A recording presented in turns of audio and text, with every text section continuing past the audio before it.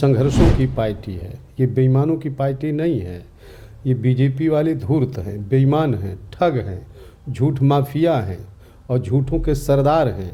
इन जुमलेबाज हैं। ये 15 लाख कब आएगा खाते में ये पता नहीं किसी को चला आज तक। अगर मोक्ष ऐसे प्राप्त हो जाए तो बागेश्वर बाबा ही वहाँ उनका वहीं जाएं भीड़ में और गंगा में कूद जाएं, उनका सबसे पहले मोक्ष हो जाएगा। उनको बजरंगबली भी साथ में हैं, भगवान भी हैं और सबसे बड़े देवता बन जाएंगे इस देश के, वो भगवान बन जाएंगे। अगर दम हो तो गंगा में कूद जाएं, मोक्ष की प्राप्ति हो जाएगी। ये तो धर्माचारी है, ये आडंबर वाले सरकार बनेगी, बनने वाली नहीं है। आवाम पूरे उत्तर प्रदेश की चिल्ला रही है बीजेपी हटाओ, समाजवादी पार्टी लाओ। कितनी सीटें आप लोग जीत रहे हैं 27 में? हम लोग 300 के आसपास सीटें जीतेंगे अब की बार। हर वक्त सच के साथ आप देख रहे हैं लोक समाचार। नमस्कार, आज हमारे साथ समाजवादी पार्टी के राष्ट्रीय सचिव भीम निषाद जी हैं और भीम निषाद जी से आज हम कई तरह के प्रश्न करेंगे, जैसे कि जो भी चीज़ें हाईलाइटेड हैं, चाहे वो मिल्कीपुर विधानसभा की चुनाव हो, चाहे वो डिम्पल यादव जी पे हुआ FIR हो, या फिर सबसे बड़ा जो देश का मुद्दा है इस समय महाकुंभ को लेकर, उस पर भी बात करेंगे। और बाबा बागेश्वर ने जो बयान दिया है कि लोगों को मोक्ष प्राप्त हुआ है, उन सब चीज़ों पर बात करेंगे। जानेंगे कि राष्ट्रीय सचिव भीम निषाद का क्या बयान रहता है या इनकी क्या ओपिनियन रहती है। तो नेताजी बहुत बहुत स्वागत है, अभिनंदन है आपका। आपको भी है और जो हमारे दर्शक हैं और श्रोतागण सबको मैं प्रणाम और नमस्कार करता हूं। मिल्कीपुर चुनाव में हम जैसे लाखों कार्यकर्ता, भीड़ का जनसैलाब उमड़ा। चूँकि बीजेपी के कारनामा से जनता परेशान है और इसके देखते हुए बीजेपी वाले परेशान हैं, इसलिए जो है FIR दर्ज कर रहे हैं। उससे हम बीजेपी ना सोचे कि समाजवादी पार्टी के लोग डर जाएंगे। हम लोग डरने वाले नहीं हैं, मुकाबला करने वाले। ये समाजवादी पार्टी है, ये संघर्षों की पार्टी है, ये बेईमानों की पार्टी नहीं है। ये बीजेपी वाले धूर्त हैं, बेईमान हैं, ठग हैं, झूठ माफिया हैं और झूठों के सरदार हैं। इन जुमलेबाज हैं। ये 15 लाख कब आएगा खाते में ये पता नहीं किसी को चला आज तक। 2 करोड़ नौकरी कब देंगे ये किसी को पता ही नहीं है। 11 दूनी 22 करोड़ युवा बेरोजगार हैं और उनको नौकरी देने वाले नहीं हैं। ये तो केवल भ्रष्टाचारी पर ही इनका दिमाग है। अब आता है कुंभ जैसे आस्था का विषय है और हिंदू नहीं मानो सब एक समान। कुंभ पे हम आपसे बात करेंगे, उससे पहले भी विधानसभा की बातें छूट रही हैं। अभी हाल ही में डिम्पल यादव का वहाँ रोड शो था, तो उन पे जो है FIR हो गया है। इस पे आप क्या कहना चाहेंगे? FIR हो गया है तो हम कहाँ घबराने वाले हम लोग हैं। वो बीजेपी वाले घबरा करके FIR कर रहे हैं ताकि कार्यकर्ता हतोत्साहित हो जाएं। तो हम लोग हतोत्साहित होने वाले नहीं हैं। हम लोग संघर्ष करेंगे।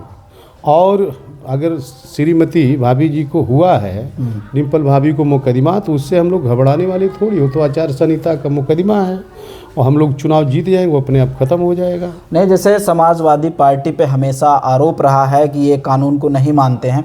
वहाँ का जो प्रशासन है ये कह रहा है कि हमने इतनी भीड़ की जिम्मेदारी नहीं ली थी। नहीं, और हमारी होल्डिंग हो गया। ये बताइए, बीजेपी वाले लोगों की होल्डिंग रखी गई, हमारी होल्डिंग तोड़ करके लोग पुलिस वाले फेंक दिए।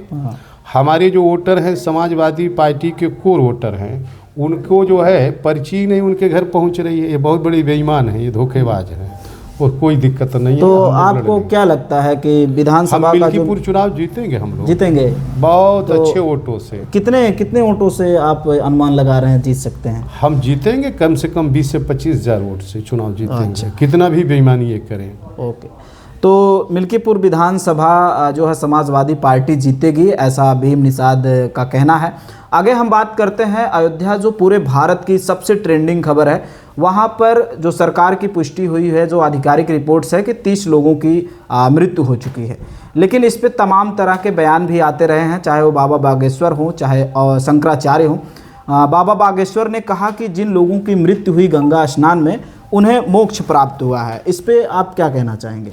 अगर मोक्ष ऐसे प्राप्त हो जाए तो बागेश्वर बाबा ही वहाँ उनका वहीं जाएं भीड़ में और गंगा में कूद जाएं, उनका सबसे पहले मोक्ष हो जाएगा। उनको बजरंगबली भी साथ में हैं, भगवान भी हैं और सबसे बड़े देवता बन जाएंगे इस देश के, वो भगवान बन जाएंगे। अगर दम हो तो गंगा में कूद जाएं, मोक्ष की प्राप्ति हो जाएगी। ये तो धर्माचारी हैं, ये आडंबर वाले लोग हैं।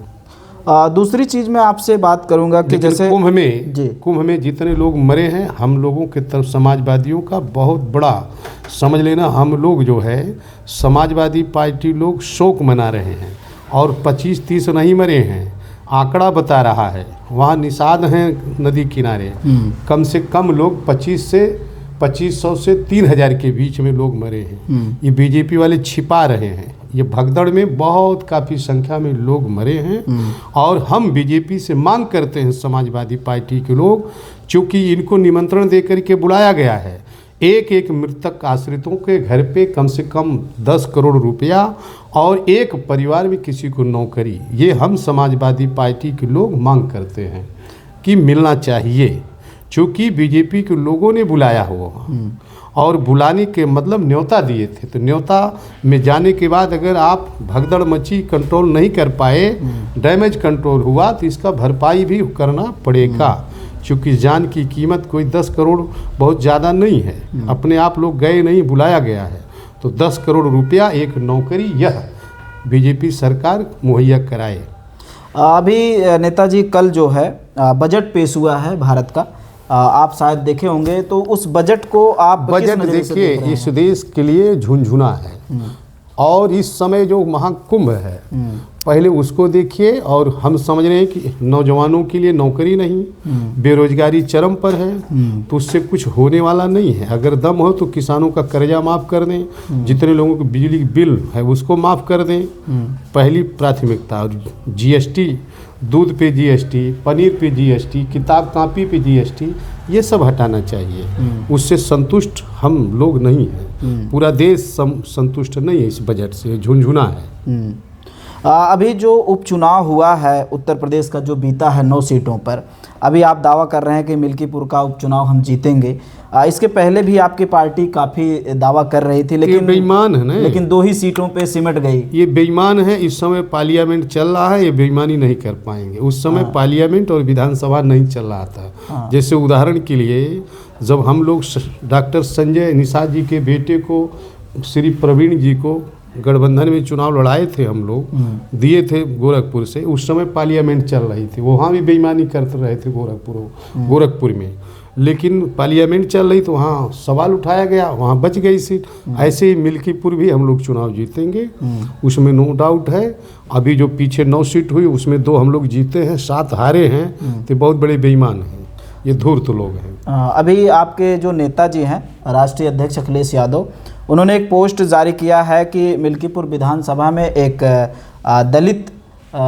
दलित की बेटी के साथ दुष्कर्म हुआ है, उसकी आंखें निकाल ली गई हैं। इस घटना से काफ़ी लोग वहां पर द्रवित हैं और वहां के जो सांसद अवधेश प्रसाद हैं, घटनास्थल पर परिवारजन से मिले हैं।